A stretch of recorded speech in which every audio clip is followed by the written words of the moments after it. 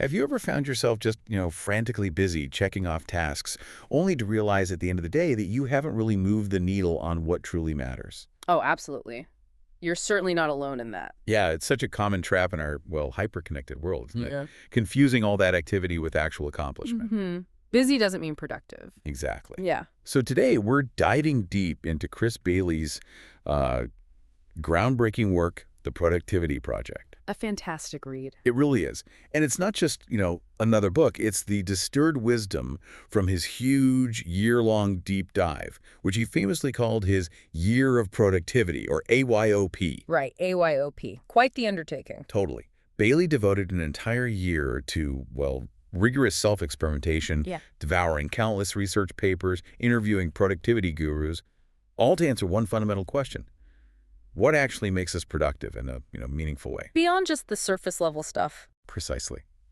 So our mission today is to cut through that endless noise of quick fix hacks and give you a clear, evidence-backed roadmap to working smarter, not just, harder. Think of it as your personal accelerator. Yeah, helping you achieve more of what genuinely aligns with your deepest goals. And what Bailey quickly discovered, I think this is key, and it really underpins his entire framework, is that traditional time management, it just falls short in our current knowledge economy. Right. He experienced this himself. I mean, even when people thought he was super productive, he still found himself losing entire days to procrastination. Wow, really?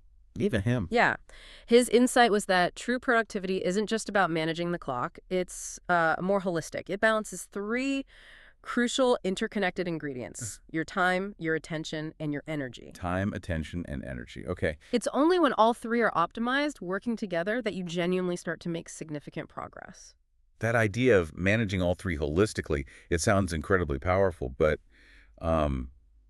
practically, where do we even begin with that? Well, Bailey insists it starts with the perhaps less glamorous, but utterly fundamental question of why. The why. Okay. Yeah. If you don't genuinely care about becoming more productive or, about the specific changes you're trying to make, any new habit is pretty much destined to fizzle out. Right. Motivation is key. Absolutely. He learned this firsthand, actually, with his ambitious goal of waking at 5:30 a.m. every single day for a year. Oof, that's early. Tell me about it. But despite all his techniques, he realized he just didn't really care enough about being an early riser compared to, say, his love for late-night reading. And so the habit ultimately failed. Huh. So it wasn't about willpower then. It was about the underlying desire. Exactly. This isn't about, shaming yourself for not sticking to a habit. It's about understanding the profound role of intrinsic motivation, what you really value. So what's the actionable insight there? How do we find that why? Well, the actionable insight he gives is brutally honest, yet incredibly clarifying. Ask yourself, would I regret doing more or less of this on my deathbed? Wow. Okay. That's direct. It is, but it's not meant to be morbid. It's a powerful filter for your true values. It immediately helps align your daily efforts with what genuinely moves your life forward, not just what feels urgent. That makes sense, filtering out the noise. So once that why is crystal clear, how do we then identify the what? Yeah. Because like you said, Bailey discovered not all tasks are created equal. Precisely. He applies a very pragmatic take on the well-known 80-20 rule, Pareto principle, revealing that, a very small percentage of our efforts often yields the vast majority of our meaningful results. The vital few versus the trivial many. You got it. And the real insight of his impact challenge isn't just about listing tasks. It forces a kind of brutal self-assessment. Okay. It's a deliberate exercise to step back from the daily whirlwind and really discern which tasks truly contribute to your highest values, your long-term goals. Are you confusing urgent stuff with genuinely important stuff?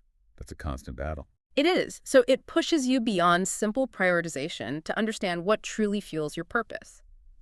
Separating the should-dos from the must-dos for your ultimate well-being, not just your immediate output. It's about making a conscious choice about where to invest that finite time, attention, and energy. A conscious choice. I like that. And once you've identified those high-impact tasks, those must-dos, how do you actually make sure they get done amidst all the daily chaos? Right, the execution part.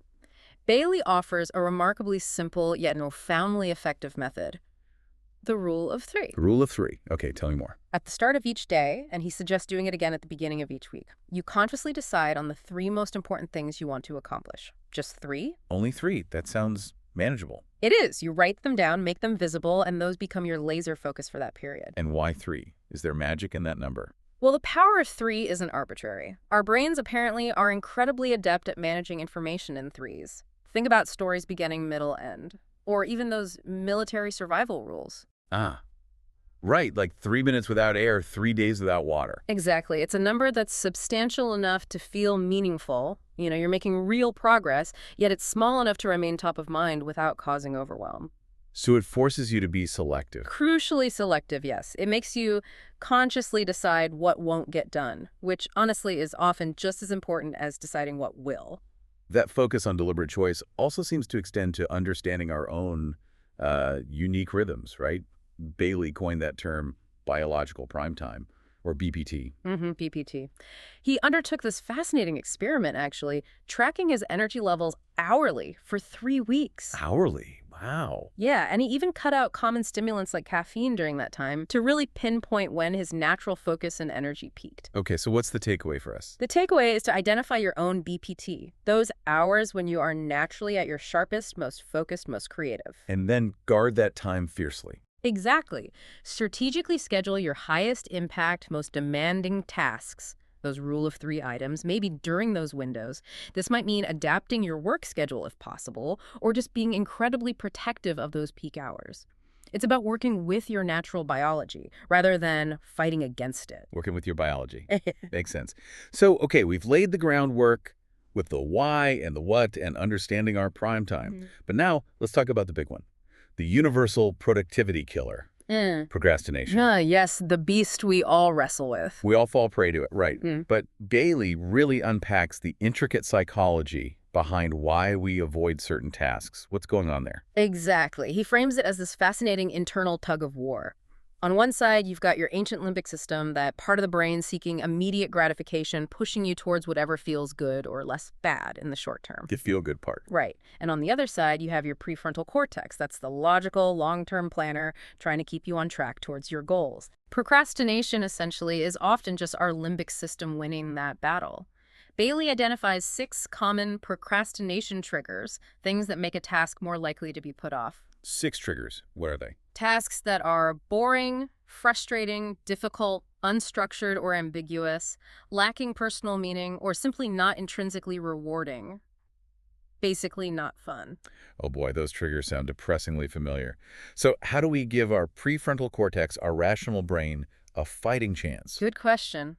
Bailey's advice is clever. It's to flip these triggers, to subtly reframe those ugly, unappealing tasks to make them more palatable to your limbic system. Flip the triggers. How? It might mean changing your environment, like maybe doing your dreaded tax prep at your favorite cafe, or limiting the perceived commitment, telling yourself, okay, I'll just work on this difficult report for 30 minutes. Often, just starting is the hardest part. Lowering the barrier to entry. Precisely. The mental energy we spend avoiding a task often far outweighs the energy needed to just begin it. That's so true. And tying into that psychology, Bailey delves into this really profound concept, our relationship with our future self. Yes. This is fascinating. The idea is the more disconnected you feel from that future version of you. Like they're a stranger almost. Kind of, yeah. The more likely you are to offload unpleasant tasks onto them. You're basically creating work for this abstract future person you don't feel much connection to right now. Wow, that's a powerful idea. It makes procrastination feel almost selfish towards your future self. So how do we bridge that psychological gap? How do we foster a better relationship with future us? Bailey experimented with several techniques, some quite creative. Things like using those age progression apps to actually visualize your older self. Huh, really? Yeah, or writing letters to your future self, outlining your hopes or commitments. Or even simply practicing what he calls future memories, vividly imagining the satisfaction and relief of having completed that task you're avoiding. Future memories. These aren't just quirky exercises. They're about making your future self feel more real, more tangible, more connected to your present actions. And that, in turn, encourages kinder, more productive choices today. Kinder choices for your future self. I like that. Okay, shifting gears slightly to perhaps the greatest modern-day attention thief, the internet. Ah, the double-edged sword. Right. Bailey provocatively describes it as the world's largest candy store for your limbic system. That's a great description. Isn't it? A constant barrage of stimulation, notifications, shiny objects, things our brains are simply not designed to handle constantly. He actually found himself spending nearly half his waking hours online, procrastinating during his AYOP. Half. That's staggering. It really is. And his findings really highlighted that the internet isn't just a distraction, it's a profound drain on our finite attention and energy. The insight isn't to, demonize it entirely. Right, we need for work, for life. Of course. But it's crucial to recognize its addictive pull. Bailey's big experiment, disconnecting his smartphone for half the day, like 8 p.m. to 8 a.m., and working completely offline during focused work blocks. What happened? It yielded immense calm and a huge surge in productivity. So his actionable advice is key. Treat the internet as a nicety, not a necessity, especially during your BPT or when you're tackling those high-impact rule-of-3 tasks. Be intentional about online time. Exactly. Schedule your online time rather than letting it spontaneously hijack your attention whenever a notification pops up. That truly resonates with the idea that, time management alone isn't enough. It's really about managing our finite attention. Which brings us nicely to the myth of multitasking. Oh, yes, the great illusion. It feels productive, doesn't it? Juggling multiple things. That constant stimulation gives our limbic system a little hit, a feeling of busyness. Right, it feels like you're doing a lot. But Bailey, and tons of research, confirms it's an illusion. Multitaskers actually perform worse on tasks requiring focus. Worse, not better. Nope, worse. Because what we call multitasking is really just rapid task switching. And each time you switch... There's a cost, right? Exactly. Each switch incurs a context switching cost. It rapidly depletes your attention and your mental energy. The deeper insight here, Bailey argues, is that our prefrontal cortex, the part responsible for focus, is like a muscle. An attention muscle. Precisely. And just like any muscle, it strengthens with practice. So Bailey strongly advocates for building this attention muscle through deliberate single tasking. Okay, so if multitasking is a trap, how do we actually build that muscle? What specific techniques did he find most effective for single tasking? Well, he reinforces the value of structured methods like the Pomodoro technique. Those focused 25-minute bursts of work followed by short restorative breaks. Pomodoro, yeah, I've heard of that. But the key isn't just the timer itself. It's the commitment during that work block to fully immerse yourself in one task. Just one. Whether it's working, reading, listening, or even just having a conversation without checking your phone. Being fully present. That's it. Being fully present in the moment trains your brain to sustain attention over time. And speaking of presence, Bailey also dives into mindfulness and meditation, which some people might think sounds a bit, woo-woo, but he frames it very practically. He really does. He completely demystifies meditation. He frames it not as some lofty spiritual endeavor, although it can be, but primarily as a practical tool for attention training. How so? He calls it the art of deliberately doing one thing at a time. Simply focusing on your breath, noticing when your mind inevitably wanders. Which it always does. Always. And then gently, non-judgmentally, bringing your attention back. That simple act, repeated, directly strengthens your ability to manage your attention, to choose where your focus goes. Even for short periods. Absolutely. Even just 5 minutes a day makes a tangible difference. It's an investment that pays serious dividends. Bailey himself noted something like, for every minute you meditate, you effectively gain back 10 minutes of focused productivity later. Wow, 10 minutes back for every 1 minute. That's quite a return. It highlights the power of training that attention muscle. Okay, it's becoming really clear that true productivity is less about frantically doing more and much more about managing our attention deliberately. But, even with the best intentions and strategies, if our energy levels are constantly tanked, we're just fighting an uphill battle. Couldn't agree more. Bailey's own experience highlights this so powerfully. He found he accomplished only slightly more in those punishing 90-hour work weeks. 90 hours? I know, compared to when he worked deliberate, focused 20-hour weeks. That's a profound takeaway, isn't it? It completely shatters the myth that busyness equals productivity or that more hours automatically mean more output. Kevin on. The core insight is that your capacity for deep, focused work is finite. It's limited. And attempting to push beyond that natural limit simply leads to diminishing returns, exhaustion, and inevitably burnout. So it's about quality over quantity of hours. Absolutely. It's about being deliberate with how much time and, crucially, energy you invest in a task rather than just focusing on the clock hours ticking by. So with that in mind, managing energy. How do we handle those necessary but often low-impact tasks? The admin, the chores, the stuff that constantly threatens to derail our energy and attention from the big things. Ah, the life maintenance stuff. Bailey has some clever strategies for this. He introduces the concept of a maintenance day. Maintenance day. Sounds practical. It really is. Instead of letting those mundane life admin tasks, laundry, paying bills, scheduling appointments, cleaning the inbox, interrupt your high-impact work throughout the week. Which they always seem to do. Right. You batch them. You dedicate a specific, often less naturally productive block of time, maybe a Sunday morning or Friday afternoon, to tackle them all at once. Get it all out of the way in one go. Exactly. This frees up your prime working hours, your BPT, for that deeper, more focused work. And as a bonus, he suggests making this time more enjoyable, maybe listen to a podcast, an audiobook, or even call a friend while you power through the chores. Making maintenance productive in its own way. I really resonate with that idea of protecting those high-impact periods. Beyond batching, though, what other ways does Bailey suggest we strategically handle tasks that, don't quite make the cut for our rule of three? He champions a powerful trio for dealing with lower-value tasks. Eliminate, shrink, and delegate. Eliminate, shrink, delegate. Yeah. Okay, break those down. Well, the most potent and probably the most overlooked is eliminating, just saying no. Learning to decline requests or drop commitments that don't align with your core priorities. That takes courage sometimes. It really does.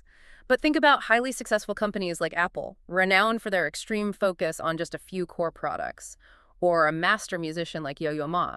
His mastery comes from saying no to almost everything that isn't the cello. Ruthlessly assessing what you can truly remove from your plate is incredibly liberating. Okay, so eliminate first. What about shrink? Shrinking is about reducing the time or scope of necessary but less critical tasks. Bailey found immense value in simple self-imposed rules, like his famous 5-sentence email rule, to force concise communication and save time, or limiting social media checks to specific short blocks rather than letting it sprawl. Containing the task. Exactly. And finally, delegating. If your resources allow, this is about strategically outsourcing tasks that don't require your unique skills or attention. It could be hiring a virtual assistant for admin work, or even just dividing household chores more effectively. It's fundamentally about buying back your most valuable assets, your time and your attention, recognizing that not every task actually needs you to do it. Eliminate, shrink, delegate. That's a great framework. Okay, that brings us to managing the sheer volume of mental clutter we all accumulate. Our brains are constantly buzzing with ideas, reminders, worries, little to-dos. How does Bailey suggest we clear that mental fog to actually focus? The mental RAM issue. He leans heavily into the wisdom of David Allen's getting things done framework here. GTB, right? Yep. Emphasizing that core principle. Your mind is for having ideas, not for holding them. Those unattended thoughts, those half-formed plans, those pending tasks, Allen calls them open loops. Open loops, I like that term. Yeah, and they constantly demand mental energy, even subconsciously. They keep your background processing busy and your focus fragmented. The solution? Regular brain dump. Brain dumps, just get it all out. Pretty much. Getting every single one of those open loops out of your head and into a reliable external system. Capture everything. So the goal is basically to free up our mental hard drive. What kind of external system does he suggest? Does it have to be fancy? Not at all. That's the beauty of it. It doesn't need to be complex. A simple notes app on your phone, a physical notebook, maybe a dedicated waiting for list for items that depend on other people. The key is that it's a trusted system, one you know you'll review regularly. That trust allows your brain to finally let go, knowing it doesn't have to carry the burden of remembering everything anymore. A trusted system. That makes sense. And fascinatingly, Bailey also champions the often misunderstood power of mind wandering as actually being a critical component of productivity, which seems almost counterintuitive when we're talking so much about focus. It does seem that way at first, doesn't it?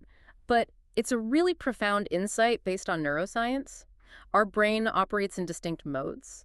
There's the focused central executive mode we use for deliberate work. Paying attention. Right? And then there's a wandering mode, also called the default mode network. And guess what? That's where most of our eureka moments happen. Like those brilliant ideas that suddenly pop up when you're in the shower or out for a walk. Exactly. Those moments of diffuse, unfocused thinking are absolutely crucial for creativity, for problem solving, for making unexpected connections between ideas. Our brain is doing important work even when we're not consciously directing it. So we should actually encourage mind wandering sometimes. Yes. The actionable insight is to deliberately carve out attentional space for your mind to wander, completely free from digital stimulation or specific tasks. Even just 15 minutes of device-free time, maybe just sitting quietly or going for a walk without headphones, perhaps with a pen and paper nearby to capture anything that surfaces, that can unlock incredible insights and solve problems your focused mind was stuck on. Allowing space for the subconscious to work. Interesting. Okay, so far we've covered purpose, attention, task management, clearing mental clutter. But none of this is truly sustainable without that third crucial pillar, energy. Let's dive into how Bailey suggests we actually fuel ourselves for peak performance, starting with, well, what we eat. Absolutely essential. And Bailey learned this the hard way, actually, with his rather extreme Soylent experiment early in his project, trying to replace all food with a nutritional powder to save time. Oh, wow, how did that go? Not well. It profoundly reinforced for him that valuing food, enjoying the process of eating, and making incremental, sustainable dietary changes is far more effective for energy and well-being than any radical overhaul. So no magic powders then. What are his core principles for eating for energy? He keeps it refreshingly simple. Two main rules. First, prioritize unprocessed foods. Things like fruits, vegetables, lean proteins. They digest more slowly, providing a steady release of energy and preventing those awful blood sugar crashes. Avoid the spikes and dips. Exactly. And second, consciously practice stopping eating when you're actually full, not stuffed, just satisfied.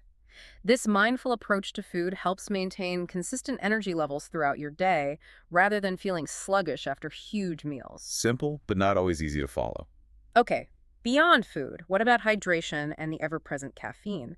How do they play into sustainable energy, according to Bailey? Well, water is just foundational, isn't it? But often neglected. Most of us apparently start our day dehydrated, so his simple advice, drink a liter of water first thing in the morning. It can dramatically improve mental clarity and energy right off the bat. A liter first thing. Okay, noted. And caffeine, friend or foe? Friend, but a strategic one. The insight is to use it strategically, not just habitually out of routine. For most people, its peak benefit aligns with that natural mid-morning dip in cortisol levels, typically between about 9:30 a.m. and 11:30 a.m. So not first thing when you wake up, necessarily? Probably not. Your cortisol is naturally high then anyway. And crucially, avoid it for a good 8 to 14 hours before you plan to sleep, as it seriously impacts sleep quality, even if you think you can fall asleep fine. Good tip. And anything to avoid. Definitely steer clear of sugary drinks and excess alcohol. They're notorious for causing massive energy crashes later on. Stick with water, mostly. Makes sense. And what about physical activity? Often exercise feels like something separate, something we have to fit in, but Bailey emphasizes its direct impact on brain health and productivity itself. He really does. He argues quite compellingly that our modern sedentary lifestyles are deeply at odds with our evolutionary biology. We're designed to move, and exercise, especially aerobic activity that gets your heart rate up, is a potent cognitive enhancer. It releases something called BDNF, brain-derived neurotrophic factor. DDNF. What's that? Think of it like fertilizer for your brain cells. It literally stimulates the growth of new neural connections, boosts mood, and significantly improves memory and focus. Exercise isn't just for your body, it's crucial for your brain's performance. So it directly fuels productivity. How much do we need? The great news is you don't need to become a marathon runner overnight. The advice is to start small and build consistency. Even just 15 minutes of activity that elevates your heart rate daily can create profound compounding benefits for your energy and focus. Make it a habit. 15 minutes. That feels achievable. Okay, finally, we arrive at the often neglected, yet perhaps most critical energy pillar, sleep. Sleep.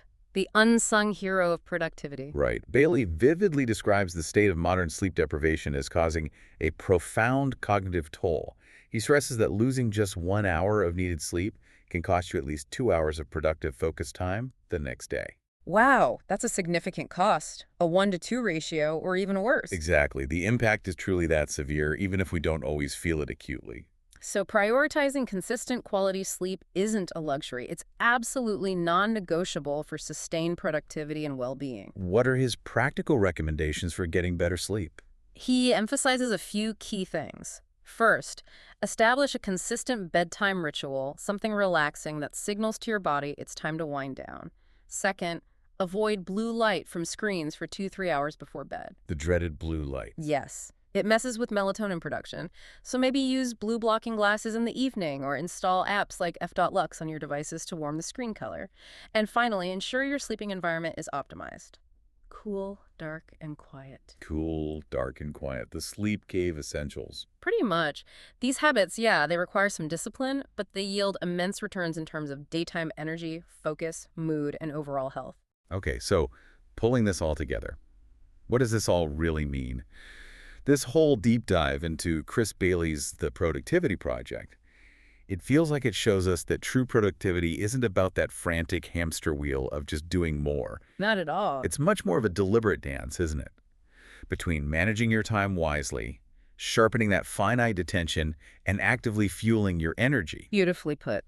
A deliberate dance. It's about being present, being mindful, and really intentional in how you live and work, focusing on the impact, not just the output. Indeed. And this all points towards a crucial overarching theme, I think. What is the ultimate purpose of striving for all this productivity in the first place? Right, why bother? Bailey suggests, and I think this is really important, that it's not merely about turning out more reports or emails. It's about freeing up your time and mental space for what truly matters in life. Like what? Like your relationships, your health, your happiness, your hobbies, the things that actually make life rich and meaningful. There's fascinating research, like Sean Akers' work, showing that happier people are actually significantly more productive, about 31% more productive, in fact. So it's a two-way street. Happiness fuels productivity, and productivity can free up space for happiness. Exactly. And one final piece, which Bailey touches on, is about that negative self-talk, that inner critic that often pipes up when we're striving or when we inevitably slip up. Oh yeah, that voice. It's remarkably common. Bailey found estimates suggesting over 60–70% of our spontaneous thoughts tend to be negative. So the final and perhaps most profound step in sustainable productivity is actually self-compassion. Being kind to yourself through the process. Yes, observing those critical thoughts without necessarily buying into them, gently challenging them, and fundamentally being kind to yourself, especially when you don't meet your own expectations. It's part of being human. Sustainable productivity requires it. That's a powerful note to end on. Okay, so your challenge this week, should you choose to accept it, Uh-oh. is to pick just one small, incremental change from everything we've discussed today. Just one thing from this deep dive. Maybe it's committing to your rule of 3 tomorrow. Maybe it's going device-free for just 1 hour in the evening. Or maybe it's as simple as drinking that liter of water first thing in the morning. Just one small step. Just one. Because, as Chris Bailey shows us so clearly, those small, consistent efforts, they really do compound over time into monumental results. It's about progress, not perfection. Well said. Thank you so much for joining us on this deep dive. Keep digging, keep learning, and keep working deliberately on what matters most to you.